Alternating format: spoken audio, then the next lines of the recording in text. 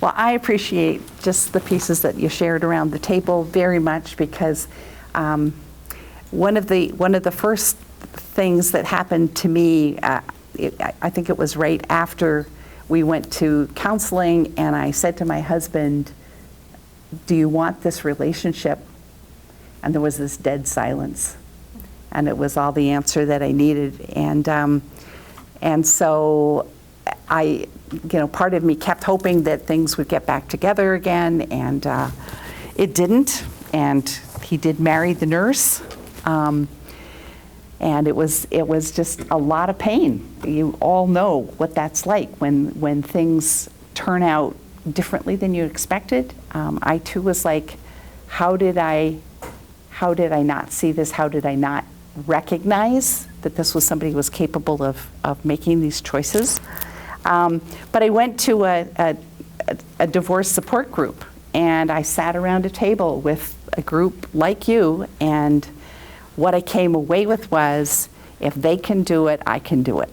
And I just think that that's one of the things that's wonderful, Barb, about starting this group, and about all of you choosing to show up, because it's each of these pieces that you get along the way that moves you a little closer to having things be different in your life. And so we're going to play with some of these circles and talk some about them. I'm just going to say a couple of other things. Some of the pieces of him moving out, had to figure out how to not just feel like there was an empty place at the table all the time. And so I actually turned the table around and sat in the middle of the table instead of at one end. And even those kinds of little changes help it feel different and like taking control of things a little bit.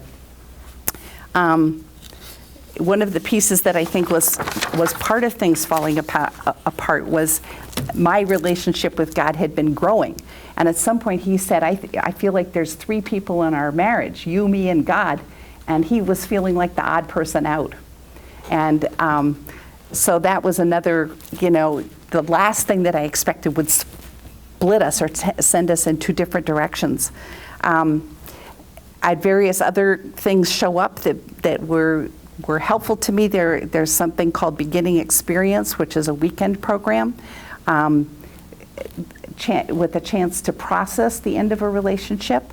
I think it's still going. I'm not absolutely positive, but I can maybe check and let you know. Greetings and welcome. Come on in.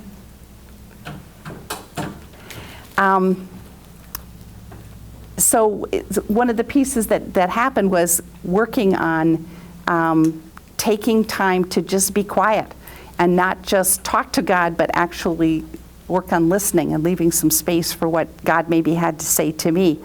And one day, the thought that came to me was kind of like God was saying, I know you better than you know yourself, and I love you. And even if you were the only person in the world, I would have sent Jesus just for you. So that's out of my faith background, and yours may be different. But that thought that maybe I really mattered was really a help in the middle of not mattering so in such a big way to my husband. By a year or two after our divorce, my youngest child went off to kindergarten. And people said, so now what are you going to do with all your time? And I went, ha ha. And but I did get clear that I really needed to do something significant with my life, and made some choices. Heard somebody speak about the hero's journey that we start sort of going along in our life. I'm getting caught on this, and the forms that we have in our life sometimes stop, like in a divorce. So I wasn't anymore a wife, and I wasn't anymore Mrs. Dr. Saul, and those kinds of things. And when those forms end, and they do end because we grow, and the forms tend to stay the same size. So we grow, and then we need a new form. And I thought that if I was in this form, and then I was going to go into another form, I would just like walk over here and step into the new form. I don't think there is a path that goes like that. It really goes down into the dark. And it goes into that place where I don't know what's next. I can't imagine what's next. It's hard for me to see that there might be a next. And that's the place where the dream comes for the next piece. And then we bring that back up into, our home, our life, our community. So one of the pieces that came out of that was deciding to go back to school and get credentials to be a psychologist, which is what I've been doing since then. And so one day I went to the school, signed up for the first class, and took the first class. And that was the beginning of my master's program. That's something you can only do when you're divorced. You can't make that kind of, at least, I think it's really hard to make that kind of decision, boom, like that. So that's maybe a little piece of silver lining along the way. I know that my path wouldn't have happened if it had gone on being the predictable way I grew up, and that I wouldn't be a therapist. I wouldn't be having a chance to help people this way if it had gone on. And if it had been left up to me, tooth or nail, I would have fought to try to keep that relationship going, when in fact it was the biggest gift. His leaving was the biggest gift to me that he could have given me. And I continue to be grateful for that. So thanks for listening to that piece of my story. And like I said, I did do the workbook piece, and I wonder if you'd like to look on page 3. There's a couple of things where you could put in a couple of words, because I'd love to hear just a little bit more about what drew you to this class. What about your divorced self or boundaries? What do you hope to get from this? And so if anybody would like to share any of that, take a minute or two. We'll just give you a minute in silence to jot something down if you would like to. And then we'll see if people can share or not. This is not anything I need from you. Sometimes it's helpful, so I make sure to cover some things. It's okay for it to be blank also. Sometimes we just don't know. We just know we have to be there. Anybody want to throw out a word you thought? I don't really know if I have problems with boundaries. And if I do, what do I do about it? All right. Great question. Yes. I think for me it's how do I discover my own, and how do I get clarity around them, and how do I articulate them? Yes. So if it took me almost 15 years to leave, right? So yes. But when I saw it, when I stepped over it, I knew it was there, right? And Yeah. I think there could have been maybe a little bit of a better process for me. Hindsight being 20/20. Go ahead. For me, the boundaries, the longer I've been divorced and away from the relationship, the more I'm aware of how important boundaries are, and I don't know how to set those boundaries very well. I can no longer accept the verbal abuse and the 3-page emails about all these terrible things that he thinks and says about me. It's not true, and I know who I am, and I know that I'm a good person, and I've been a good mother, and I won't tolerate that. And I want to be able to be strong, and I want to be able to teach my children about boundaries too, because I just didn't know how to establish that in the family, and now that I'm on my own, I need to do that in my relationships going forward, so that I can be the best person I can be. Cool. So. Thanks. Appreciate that. Me, it was about being closed off. Because it's really hard when you've been one way because of fear or whatever, and then especially if you started with having a parent that was using the same silent treatment tactics. Yes. And it's all entrenched about not having boundaries, but then afterwards, even though, I feel like I've had a respite just being on my own these past months, even though it hasn't been easy, I just don't feel like reaching out to people very much. It's like, so I don't have a problem with boundaries because I'm kind of self-isolating at times. Sometimes that's the best thing we can do, to just do some healing. Yeah. Yeah. So, I kind of grew up in an alcoholic home with no boundaries that were modeled. So, for me, it's been just like discovering that I have a right to even have them, because I Yes. felt like, you know, Yeah. like I didn't have a right to. Yes. So the last like 3-4 years, I've been going to counseling a lot, and so I just really understand like how important it is for me to have those boundaries, so that in going forward, if I have relationships, I want to make sure like nothing like this happens again, and like how to even navigate through all this. 'Cause Yeah. Yeah. I could say, kind of following up with that, how when I was growing up, and a couple of other relationships I've had, and my marriage now, when I have tried to set boundaries, I was kind of told that I was crazy or insensitive, or like I didn't have a right to set those boundaries, and it was always something wrong with me. And I second guess myself so much about, you know, am I being selfish? Am I crazy? Am I? And so now I'm kind of afraid, because I'm a very trusting person, and I kind of feel like this situation, I tried so hard not to be where I am today. Yeah. You know, I grew up with an alcoholic father. Somehow I married an alcoholic man. I said I would never, ever do that or put up with that. So now I'm scared that I'm going to be like, again, trying to set boundaries, but I'm going to be so, oh, I'm not putting up with that, and, you know, not really, not know how to connect Way with at the other somebody. end. Right. and Well, start you in the know, middle. how, Yeah. how to have a discussion or an argument, whatever you want to call it, and not just be like, no, I'm done. I'm done. If we can't agree on this, then I'm done, because I'm not going through that again. Yeah.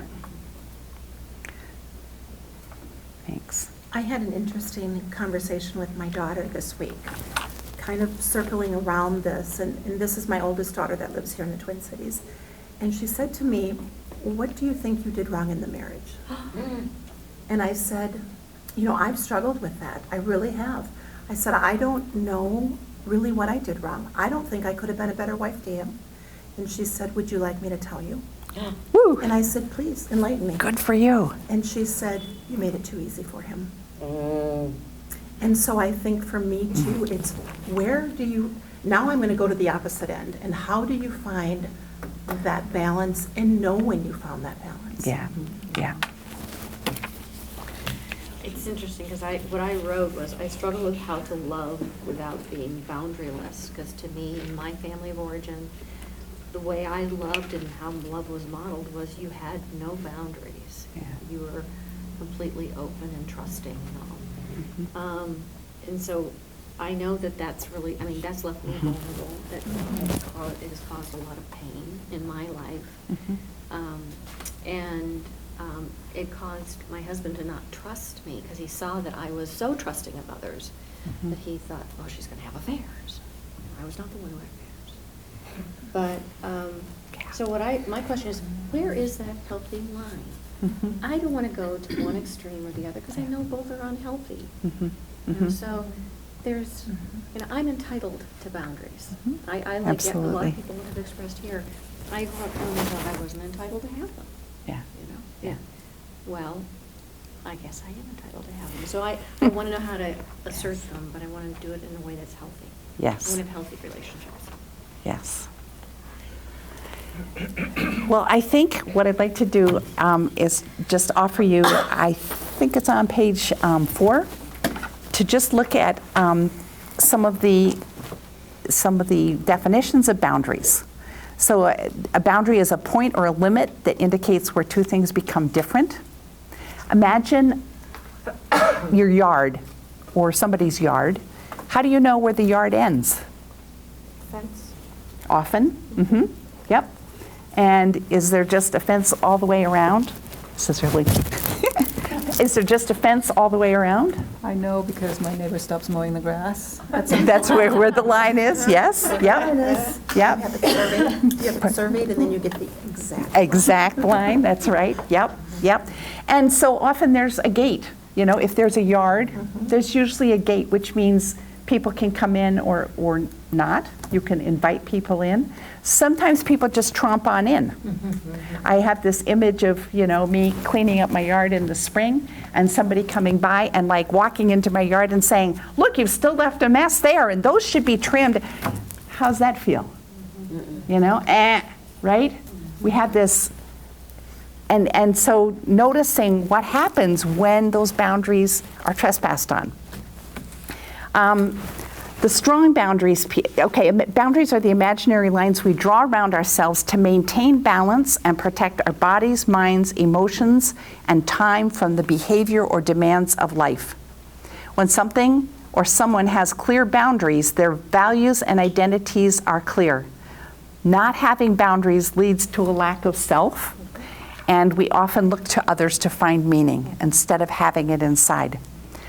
Strong boundaries are identifiable and concrete, yet flexible.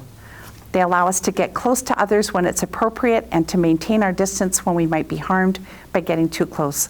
Good boundaries protect us from abuse and pave the way to achieving true intimacy. People have a sense of security around their needs and express them in an assertive manner. Weak boundaries occur when you put others' needs ahead of your own. You don't know how to say no and often sacrifice who you are for the approval, love, and attention of others.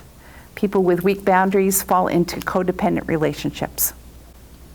So what we're going to do tonight is kind of go back to the very basis of how do you know what's an okay boundary?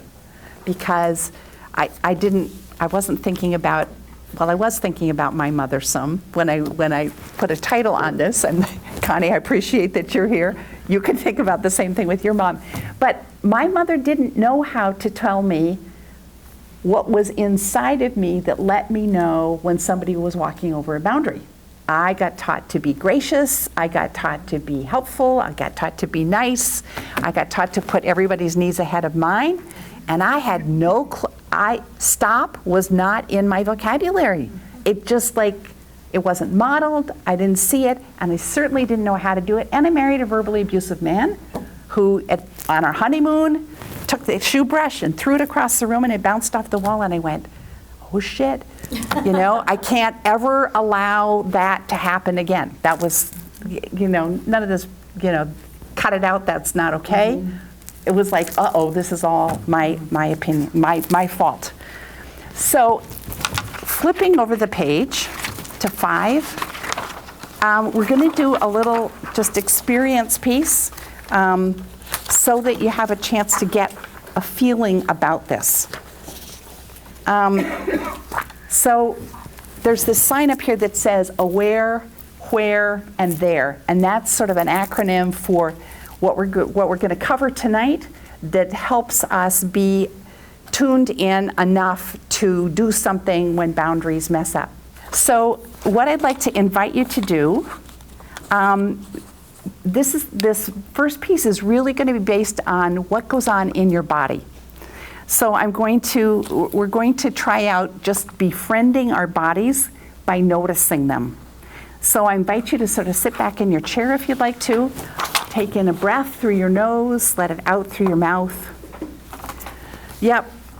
Think about, for a moment, something that's kind of pleasant to you. My guess is you'll have a number of things that might be. And as you hold this idea in your mind, take a few moments to notice what sensations occur in your body as you enjoy this pleasant thought.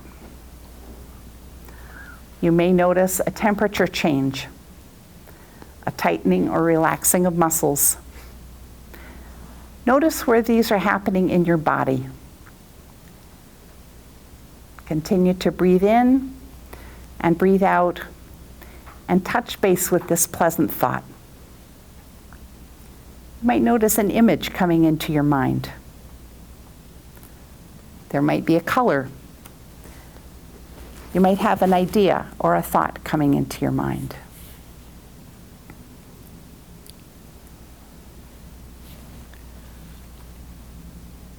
Now for a moment, allow a thought of something that's a bit difficult for you to come into your mind. Not the worst thing that's going on right now, please. Just a little annoying, kind of irritating, a little frustrating. Again, take a breath in through your nose. Let it out through your mouth. Your body may give you a response to this more difficult thought. Notice again what sensations occur in your body and where they're found. There may be physical changes in muscles or breathing. You may notice an image, a color, or a thought. Take another breath in and let it go.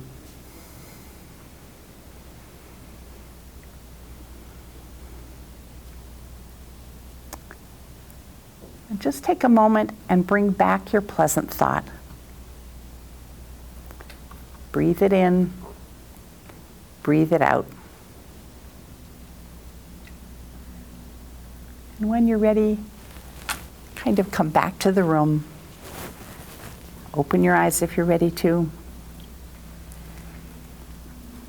I'd be interested if anybody has a thought to say a little bit about what that experience was like for you. I don't need to hear what you were thinking of for your two things, but mostly interested in your experience of noticing your body as you did this.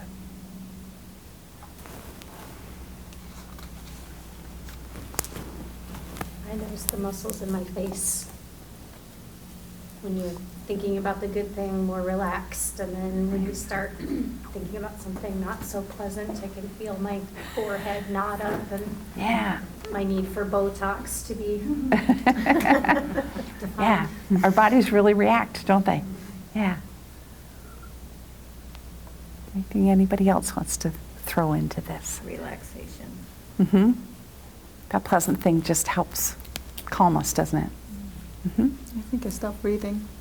At least I stopped taking really deep breaths. For the- right? for the not so the negative good- thing. From the negative experience. That's a very common response. And then my muscles To- tensing up. Mm-hmm. Yeah. Yes.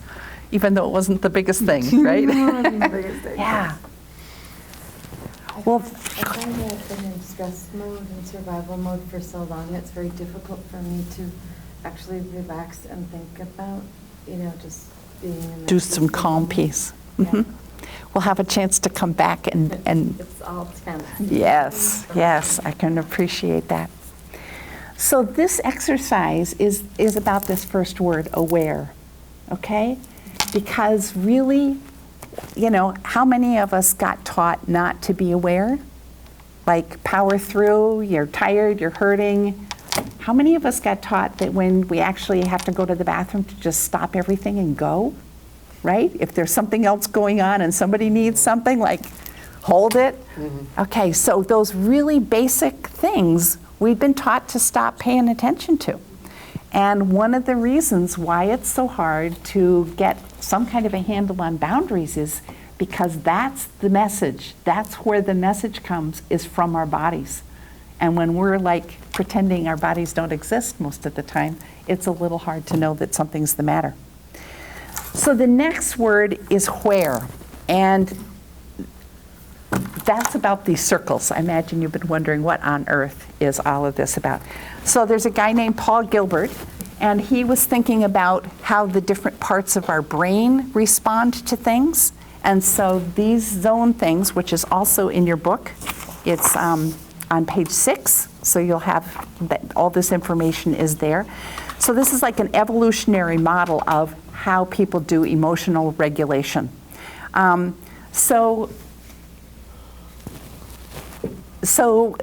Starting with the red zone, because that's the oldest part of our brain, that's our survival brain. What kinds of things put you into the red zone these days? Seeing a certain... Everything. Okay. The news. The news, yep, yep. Seeing somebody's name come up on the telephone? Having a call from an attorney or a letter with some of those. Remember those? I didn't even have email back then, but yeah. The house repairs. Yes, money issues, yeah, overwhelming stuff, yeah. And I think one of the things that goes on, this is about, what our survival brain is focused on keeping us alive. And I think there are a lot of things that come up that we go like that, and we're doing this red zone stuff, but in fact, it's not a life-threatening situation. There are no saber-toothed tigers in the room, I'm not saying for everybody, because certainly in situations of abuse, if the abuse escalates, it may be life-threatening, and we may need to get ourselves out of there. We'll talk a little bit more about that a little later on. But okay, so that's the red zone. The blue zone is where we get stuff done, okay? We want to accomplish stuff. We have feelings about things, and those power getting things done. The feelings can be from a variety of places, okay? And so if I see somebody in the red zone, what's our initial response? If you see somebody who's just pretty freaked out, what do we usually do? Don't freak out, calm down. Tell them not to. Tell them what to do, that's right, yep. And has anybody told you what to do? Mm-hmm. And was that a thumbs up or a thumbs down? Yep. It makes you go, okay, I'll try, but you don't understand what I'm going through. That's right. Yeah, you've missed me already. Yeah, that's right. So what often happens when somebody's in the red zone and I'm around them, it sort of kicks in a little bit of my red zone stuff too. Mm-hmm. And so what I do is I react, and I tell them what to do, or stifle yourself, Edith, if you're old enough to remember Archie Bunker. But I do that reaction piece because I'm sort of coming from my red zone also. Mm-hmm. And mostly I've discovered I haven't managed to control the other person. Mm-hmm. And a lot of times they get mad at me on top of it. I'm just trying to help, but okay. The green zone is connected with the prefrontal cortex, our thinking brain, and also that part of our brain that wants to be connected with other people. So it's both of those together. And so we're going to do some work on that green zone thing, because in this model, where there are glitches is that we actually don't know how to get to that green zone. We have all these things that kick in red zone, and then we're like stuck there. So that's the piece. That's one of the pieces that we're going to do next. So this is the where. Which zone am I in? And I had somebody sort of go through a week just identifying where she was, and she came away at the end of the week. She said, every time I'm in the red zone, it's because I'm feeling angry. And so she began to be able to sort out what was going on. And that was really helpful to her. And I think one of the things, this is a pretty simple way, we know if we're holding our kids or petting a dog or taking a walk in a park or things like that, we have that sense of like a little bit of relief in the middle, and that's that green zone stuff. We know when we're freaked out. If I'm calm, if I'm starting from the green zone and I see somebody who's having a struggle, do I respond differently? Mm-hmm. Like I might say, wow, it looks like you're having a tough time, instead of going, quit, whatever. Mm-hmm. Yeah. So beginning to recognize which zone I'm in and which zone other people are in allows me to do some different interactions with people, not just the sort of automatic stuff I've always done before, whether it's trying to calm everybody down and make it nice, or whether it's like, grr.